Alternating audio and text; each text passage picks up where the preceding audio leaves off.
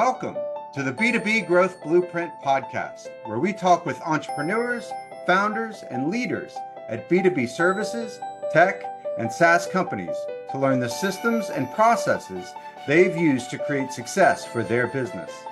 We'll also learn from marketing and sales experts to provide insights to help you grow your business. I'm your host, Mark Osborne, and the podcast is brought to you by Modern Revenue Strategies and their 10x ROI B2B Growth Guarantee.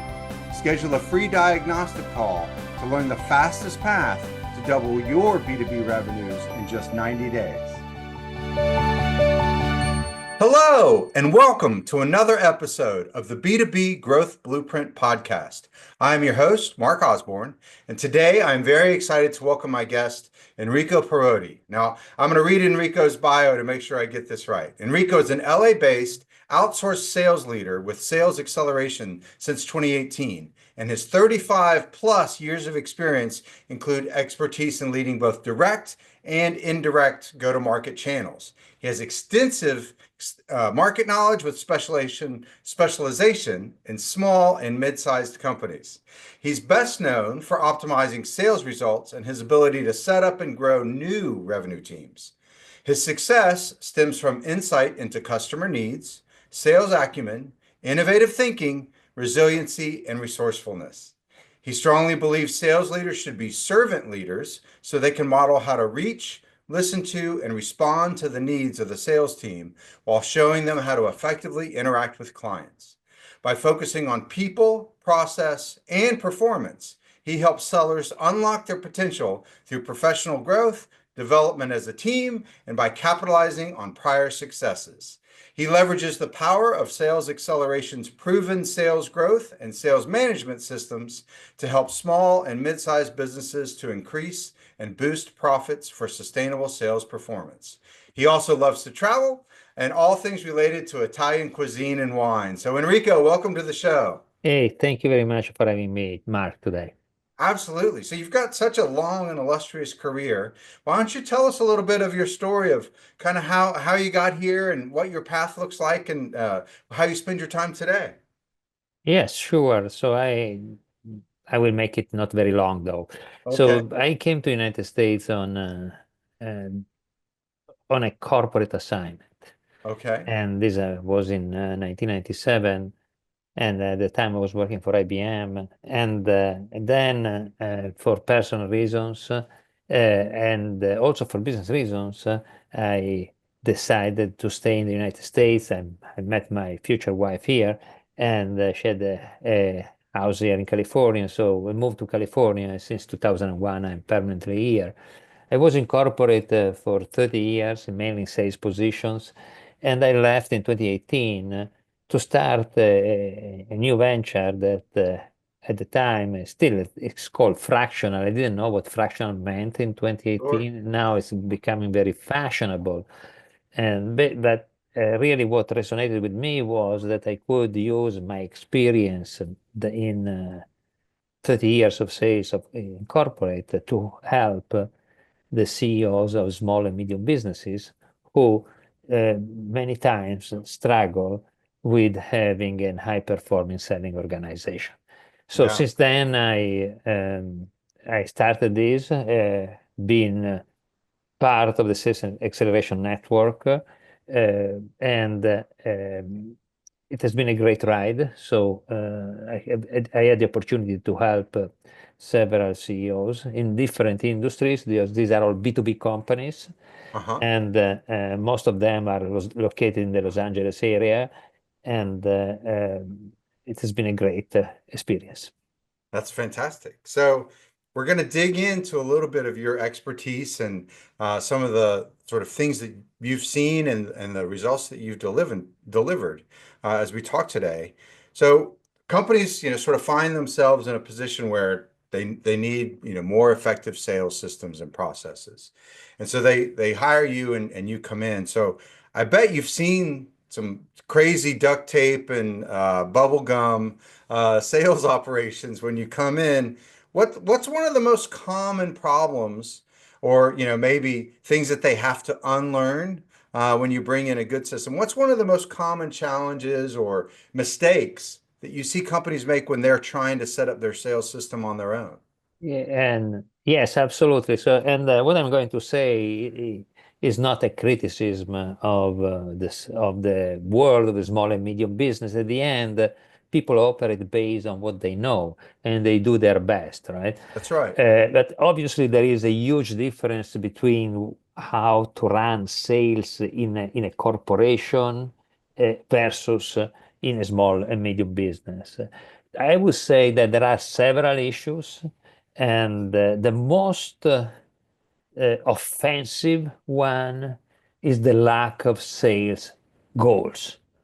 Oh, So companies operate without specific sales goals to the level that they have to be. Maybe they have a revenue number in their head, but this revenue number does not translate in uh, assigning specific growth target to their portfolio of product services and then assigning that target to salespeople. So the salespeople operate based on a quota and they are paid to achieve that quota as a result of a specific behavior. So if you don't have the goals, it's really impossible to manage the sales organization. And there is this translates in lack of accountability and best effort done by people. This also causes other problem because usually A players in sales want to be very well measured. If yeah. there is not the measurement in place or even the compensation that allows them to overachieve their number, they leave, and so companies are left with B or C players, and so they get into this loop that they cannot grow because the sales team is not performing. But if they don't do anything, they will still attract always the same people, and so you don't get out of that. But lack of sales targets is the most offensive problem, and I can tell you this is we do surveys of our clients or prospects. So on a sample of 6, 7,000 people, that is, of people meaning companies, this is clearly the area where they are struggling the most. Interesting. So I want to unpack that a little bit because you're right. Like there's an old adage that A players like to keep score, and so if there's not a scoreboard, they don't know how they're doing. Is it that you see maybe the leadership team sets a revenue goal of we want to bill $1 million next year, and that represents some amount of growth?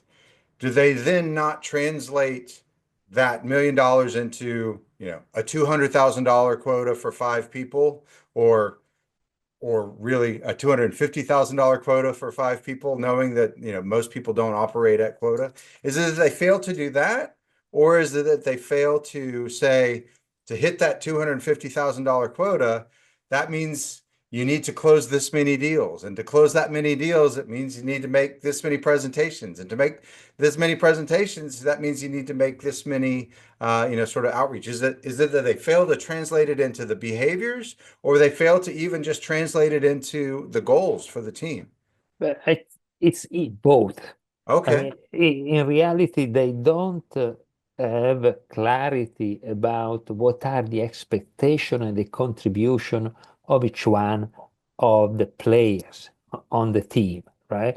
So that translates in, as I said before, in lack of accountability, lack of a compensation plan that is in line with your business goals. So, for example, if in one year you are at 5 million and next year you want to be at 6 million, how do you get from 5 to 6? I mean, it's not just putting a number on a piece of paper. Sure. You have to define a growth plan, and then how do you incentivize your people so that you put a significant portion of their commissions on doing that growth between 5 or 6 that is more difficult than doing to keeping the baseline, right?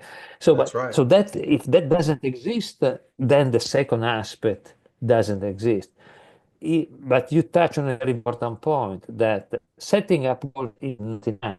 Setting up goals is just you have, the destination. Now, once you have the destination clear, you need to define the path to the destination. That is, what are the activities that allow you to do that?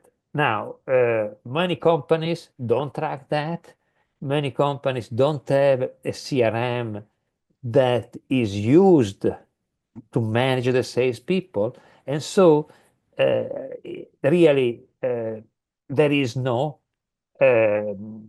accountability, sorry, control and monitoring of how people perform. And it says, as we all know, is a is time. If you don't do things by a certain date, they will not happen, right?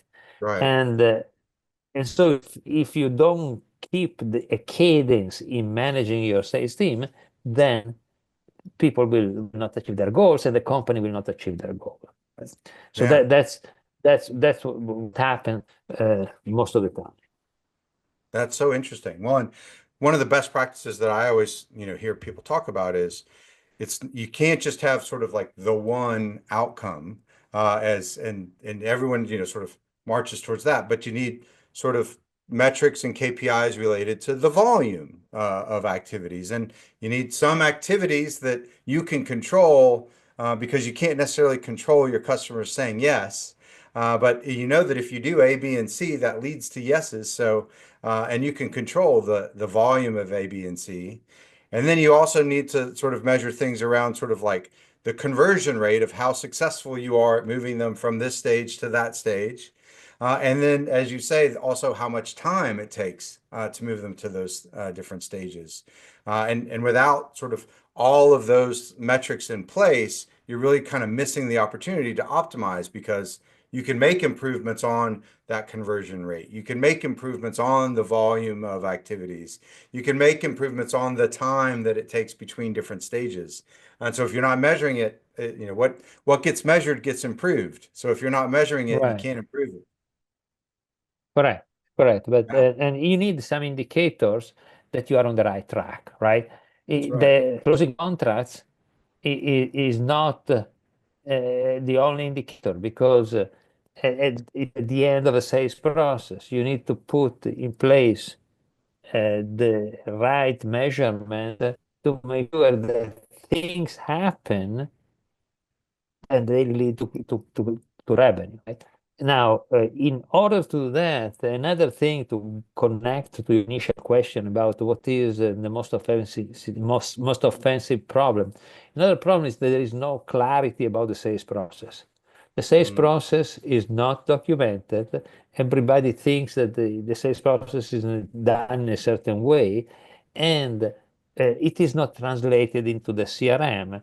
And so people are speaking different dialects, but they mm, don't understand each other. Sometimes they are even different languages. yeah, So maybe uh, the CEO thinks that you are in a certain stage of the sales, and in reality, the salesperson is thinking about something else, right? yeah, Obviously, it's amazing how when people say, "Hey, I have to negotiate this. I'm in negotiation, okay?" And then you ask me, "Did you have a proposal in front of the customer?" No, I never sent a proposal. You cannot be in negotiation without having ever sent a proposal, right? right. I had a very interesting meeting, and now I'm making a proposal. Now, but did you speak with the decision makers? No, I didn't. So there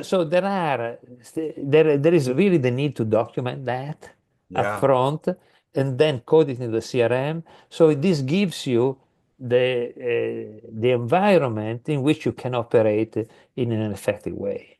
And then yeah, you put the KPIs on that. that's right. Well, that consistent, sort of data labels, and the oftentimes, the thing that we see is it a lead or is it a prospect? You know what I mean? Like, is it do they actually have a budget? Do they actually have the authority to make a decision? Do they really need something that you can help them with? Is there a timeline to make a decision? Like that's a very old school type of qualification criteria, but so often that just as you say, like people don't even take the time to do that, much less get deeper into, well, what are the metrics that they're going to use to evaluate the success, or what's the business impact that they expect to get from the solution? You just kind of start with the basics and then sort of move out from there, right? Right, right, right. Yeah. So the reality is, many times a CEO might have been very successful in closing deals, okay, but then it comes a time where they reach a roof, the ceiling, Right. right? Because they have a certain ability to manage transactions. In addition, their daily job is not the sales rep, but it Right. is the CEO, right? So then they say, okay, I hire people, right? But hiring people goes into a different task. How do I manage these salespeople? So sales Yeah. management is different than selling, and a lot of people do not understand that. And you cannot learn about sales management reading a book. Yeah. It's like you cannot become a cordon bleu by reading a book or watching a movie, right? That's You right. need to do it again and again and again, right? And so that's really where you need an expert sales manager that builds the system that you need to have in order to be scalable. That's right. That's right. So you mentioned earlier that you work primarily with B2B companies, and sort of a stat that I've heard before in B2B decision making is that so often it's not your competitors that you're up against. You're really up against sort of inertia, because something like 40% of the time it's not that they chose someone else, it's that they chose to do nothing. And then 30% of the time, it's not that they chose someone else or do nothing, but they chose to try to do it themselves, which is kind of like doing nothing because that's what they've been doing. So 70% of the time in B2B, your competition, or you're going to lose to inertia more so than a competitor. And talk to us a little bit about how you create a sales process that helps companies overcome that inertia problem in the B2B space. I think that this is to do really with being able to speaking to your customers in a way that they understand what is the cost of inaction. Okay, Ah, so basically, people uh, think that making decisions is very difficult. So they live in this world of I should do this, I should do that, and they don't do anything. And right, it's really the question that they should ask themselves is, do I want to be the best in my business? Do I want to be an A player? Or I want to compromise on that? Because if I want to be an A player, I must make a decision, and making decisions doesn't take too long. The question is then how I do execute on making decisions, right? And that the execution sometimes becomes what people are worried about uh, because they do not know how to do it, okay? Or they need to change, they are going on unfamiliar turf. So, for example, if for years your sales organization has been not performing, can you really afford to continue to be on that path? No. The answer I tell you is no, right? right, So the question, how do you make the decision being certain about the output? And really, this is about being, first of all, clear about your goals and what you want to achieve, right? So you need to have clarity about where you want to bring your company. What is the next level for your company? And second, you need to take actions. Now you can take a lot of actions and create a lot of entropy without any results, or you do execution with effectiveness. And the best way of being effective is by using the expertise of people that know how to do it, right? That's right. So if you have to structure your sales organization and put a system in place to be scalable, go to people that have done it, Right. that are the expert, rather than doing it yourself, right? Uh, Doing it yourself is, I would say, it's even worse than not doing anything, right? Right. Because those experts are experts because they have done it again and again and again. So today we are in a world where there is a lot of talent available with this fractional environment in all the disciplines, not only in sales, right? Right. So you can hire those people, they can take you out of the mud, and then once you're out of the mud, you can go on your own, right? But it is this transition that you need people that guide you and are walking with you through the different steps to build the system you need.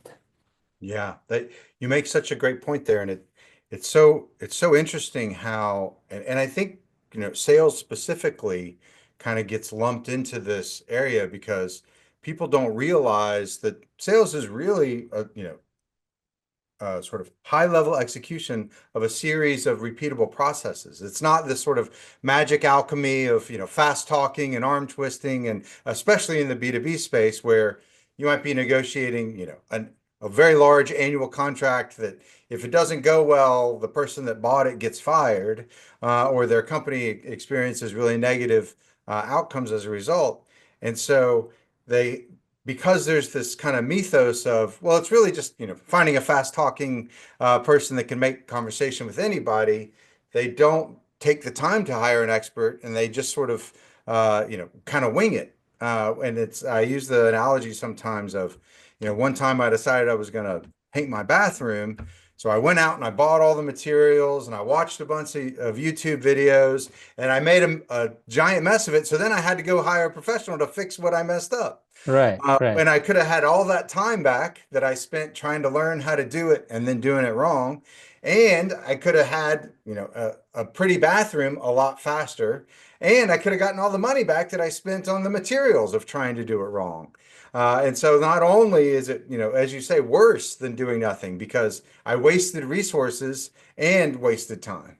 right. And when you do the bathroom, okay, you wasted time, but it is your personal time, right? I mean, when you are running your company and then you do not decide for 3 months or 6 months that you will have to build a system, you Yeah, have lost those 3, 6 months of sales. No one is going to give you back those, that's right. right? The one thing And you can and never so get back is time, right? so Yeah, yeah, and time and sales are really enemies, right? People say, okay, time is killing all this. That's true, but it's also true that if you don't act, the time in which you are not acting is costing you potential sales that you could get to if you were organized and you decided to take actions. that's right. Yeah, that to combat that inertia, one of the things that we see people do is you really put like a monetary value on what's the difference between executing it well, like you do with us, versus executing it poorly. Even if you were able to be successful with doing it internally, there would be some difference in the quality. What would that cost you? Oftentimes, that would cost more than what it would cost to hire the expert. And then also, well, what if it takes twice as long to try to do it yourself as if you did an expert? Well, oftentimes the difference in the business impact from that extra time would more than justify the cost of hiring the expert. Right. And then, what's the cost of sort of not doing it for every day that you miss? Again, as you try to sort of get up to speed versus hiring an expert that could hit the ground running, again, that cost would justify hiring the expert. So it's so funny that once you actually look at it through that lens, it makes so much more sense to actually work with that expert. Yeah, I agree with you. I think it's very logical. If you want to be the best in your business, you want to use the best people to get you there, That's right. right? I mean, it's very as simple as that, right? And rather than learning it on yourself, learn from the best experts and then use them to transition you to the point you want to be. You do not need these experts forever. You need them just to go the level. For each new level, you need you need a new expert. So much great knowledge and information that you're sharing with us today, but I do got to be respectful of your time. But before we let you go, what's something that's on the horizon for you that you're excited about? I'm excited because I really don't. I'm not industry specific. I Uh, work with different B2B uh-huh. companies in different segments. So it's exciting that every time I acquire a new customer, I learn new things. Yeah, And so it's the opposite of boring. Right? sure. So I'm excited because when I get referrals for new customers, I am very curious about, and I will learn new business models. I will learn new things that I wouldn't have ever dreamt of in my wildest dreams when I was in corporate. So that's really what excites me. In addition, I'm excited by the impact that I have on the companies. Yeah. The driving, really, my driving is how can I be of help to people that can leverage my knowledge and go to the next level in the sales organization. Sales is not optional, and so you need to be good about that, right? In order to have a better life and have an impact as a company on your clients. So for our listeners that have been hearing this and recognizing that they they are failing to translate some of those goals into a scorecard, or they are failing to really manage that sales team, and they sort of see the need for hiring an expert like yourself, what's the best way to get in touch with you? How can they connect with you and learn more? But I think that the best way is really to reach out to me via LinkedIn or via email. And my email is eparodi@salesacceleration.com. And we can have a discussion. I don't promise that I always have the solution. Sometimes I don't, right? Sure. But the purpose of the discussion is to learn about your goals, your gaps, and figure out if there is a path to resolve it. And so that's really the best way, Mark. Fantastic. Well, Enrico, thank you so much for joining us today. I really enjoyed our conversation and learned a lot. I'm sure our audience Thank you did too. for joining this Thank you episode of the to you, B2B and Growth have a great Blueprint day. Podcast. Thanks so much. We hope you've gained insights to grow your business. If you enjoyed this discussion, please rate, comment, like on your favorite platform, and share to others who will find it useful. Do you know a CEO, founder, or leader at an early stage B2B services, tech, or SaaS company who would like to be a guest and share their story? Send us a note. Let's schedule a conversation.